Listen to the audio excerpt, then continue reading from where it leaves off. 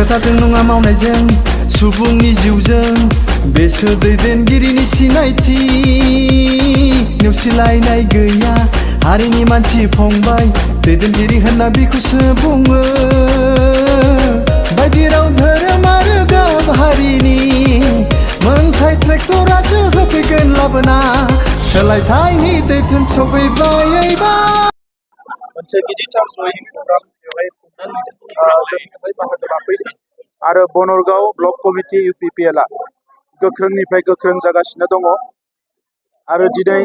11 जौनिख्रुइ बांसिन बर'जों लोगोसे गुबुन गुबुन हारिनि मानसिफ्रा जयनिं जानाय बे हाबाफारियाव फैनानै आङो गोजोननाय मोनदों आरो जोंनि मोनसे दालाय हिसाबै बे ब्लक कमिटिया जिखिनि खामानि मावदों रायजो राजानि बिनि मोनसे अनसायनाय मोनदों बेखौ जोङो नुनो मोनदों बेयाव मोनसे क्लियार पिक्चार फैदों जे फैगौ बिसायख'थियाव जे बनरगाव समस्तिया UPPL आनो देरहासिगोन बिनि क्लियार मोनसे पिक्चार दिनै नुनो मोनदों गोबाव सम बेवहाय BPF नि बिजाथि देरहादों आरो बिथांमोना नांगौ बायदि खामानिफोरखौ रायजो राजानि मावबोनो हायाखै जायनि थाखाय रायजो राजाफोरनि गेजेराव मोनसे खुद्रिनाय दुखु मोननाय फैदों आरो बिनि थाखायनो दिनै गुबुन गुबुन रायजो राजाफ्रा फैनानै बेवहाय जयेन जाफैदों UPPL आव आरोबाव जों खोनानो मोनदों आरोबाव हाजार हाजार रायजो राजाफ्रा बेवहाय जयेन जाबावगोन आरो आङो दिनै 40टा समस्तिखौ बेरायनानै बेखौनो नुदों जे फैगौ मास मोनसे मोननैनि उनाव बे 40टा समस्तियावबो UPPL नि जि सापर्टार बियो 60% बांसिन जानो थांगासिनो दङ आरो फैबाय थानाय जियानो बिसायख'थि फैया मानो UPPL नि बिजाथिया जोबोद मोजां भट लानानै देरहागोन बियो रोखा जाबाय आरो बनरगावआवबो UPPL नि बिजाथि देरहागोना सम्पूर्ण भाबे जों नायोब्ला रोखा जाबाय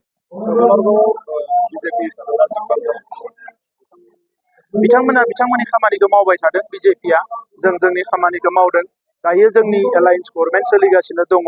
नेक्स्ट बिसायख'थिनि उनाव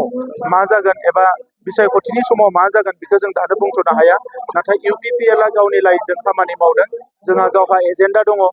BTR ओनसोलाव गोजोन गायसननाय BTR ओनसोलनि सोरगिदिं जौगानाय BTR गोरोबथानि गासैबो दफाफोरखौ मावफुंजोबनाय आरो बेफोर एजेन्डाखौ लानानै जों गोख्रोङै खामानि मावबाय थादों आरो बेखौ नुनानै दिनै रायजो राजाफोरनियाव मोनसे फोथायनाय फैदों आरो बे फोथायनायखौनो लानानै UPPL आ जों गोख्रोंनिफ्राय गोख्रों BTR ओनसोलनि सोरगिदिं जौगानायनि थाखाय जों खामानि मावगासिनो दङ